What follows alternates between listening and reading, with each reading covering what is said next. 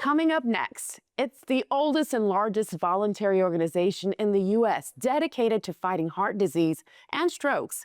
Hear how the American Heart Association is working to save you next.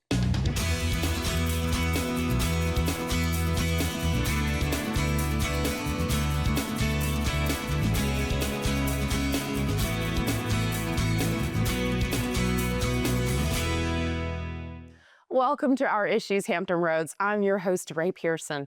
Heart disease is the leading cause of death for men, women, and most racial and ethnic groups in the U.S. A stroke is the fifth leading cause of death. These health issues are considered a national crisis in the United States. Still, the poor lifestyle habits of Americans are a growing problem as well. Joining me now to tackle these issues is Michelle Simmons, the Executive Director of the American Heart Association Hampton Roads, an organization on a mission to be a relentless force for a world of longer, healthier lives through research, policy advocacy, and education on heart and brain health. Welcome. Thank you. Thank you for having me. Now, how did the American Heart Association, as well as the Hampton Roads Market, come to be? The Heart Association. So we were founded about 101. I was 101. In 1924, we were founded by 6 cardiologists who came together to tackle heart disease. Heart disease at that time was a death sentence. And so they were like, we have to do something about this. So they came together and formed what is now known as the American Heart Association. And then later, the local chapters throughout the nation were founded. So Hampton Roads, had a board that was founded and started our community work. And so it's really interesting because the community work is really based off of the need of that particular community. And we're so diverse here in Hampton Roads, having 7 distinct cities and outliers, that we really have to tailor our work to fit whatever that community needs. But that's how we were founded, just by 6 individuals who said, we've got to do something about this. Now, I have the pleasure of sitting across from the most dynamic people in Hampton Roads, including yourself. Okay. And so when I have the opportunity to chat with you, it always has me wondering, why is this so important to you? Why did you choose this organization to dedicate your life to? Oh my goodness, it's such a good question. So many different reasons, but I would say it started as a personal why for me, and it was my mom. So my mom, when I was in grad school, suffered a stroke in a grocery store in North Carolina. I tell the story at the Piggly Wiggly in North Carolina, getting Thanksgiving dinner food. And the checker, when my mom was checking out, said, "Ma'am, I think you're having a stroke." And she said, "I am." At that time, she didn't notice. She knew she didn't feel well, but she didn't know that her face was drooping and her speech was slurred. And so that The checker. But listen to this. Here's the caveat. I went back to that store to thank the young lady, and I found out that just 2 weeks prior, they had a training. Their manager wanted everyone to be trained because the holidays was a high traffic time in the FAST acronym, which is what to look out for, the signs and symptoms of a stroke, by the American Heart Association just 2 weeks prior. So that young lady was able to call 911, get the ambulance there. My mom was able to get to the hospital and get the medicine she needed, which ultimately saved her life.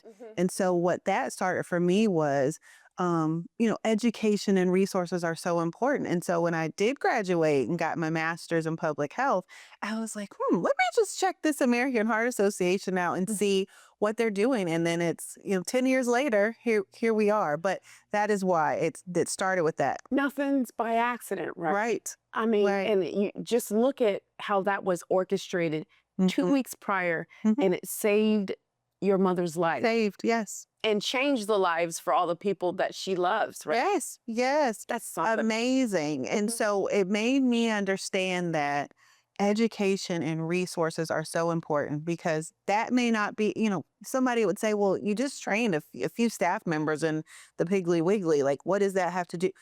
That one training, this this young lady was able to identify that my mom was having a stroke, because my mom, had someone not said that, she probably would have gotten back in the car and tried to drive and not really understood what was going on, just saying, I don't feel well, I need to go lay down.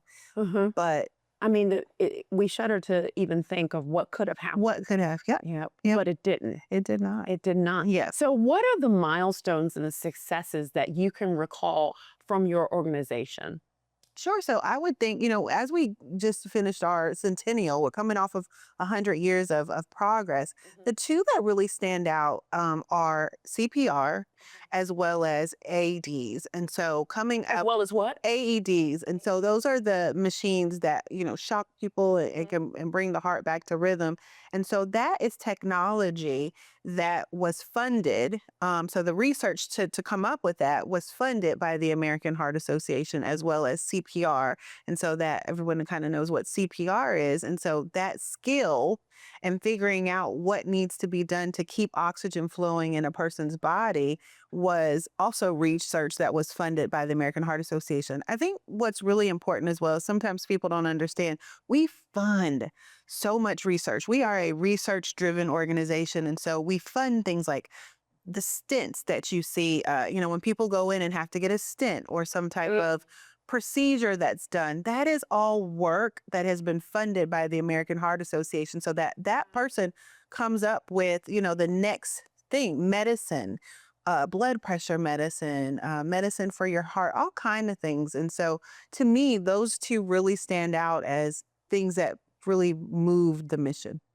So those are the things that are moving you all forward. But what would you say are the understanding gaps or issues that seem to be a challenge for you? A couple of things that stand out to me, which are social determinants of health. So these are those things that are not behaviors, they're not lifestyle, they are environmental factors that affect someone. So where you live, your socioeconomic status, having access to things, whether it be a grocery store or being able to get to the hospital, money. I talked about socioeconomic. If you don't have a level of money to be able to buy your medication, then that's a barrier as well. And so there are these outside factors that affect health that we really have we see a role there, and we see a need for us to be in that space.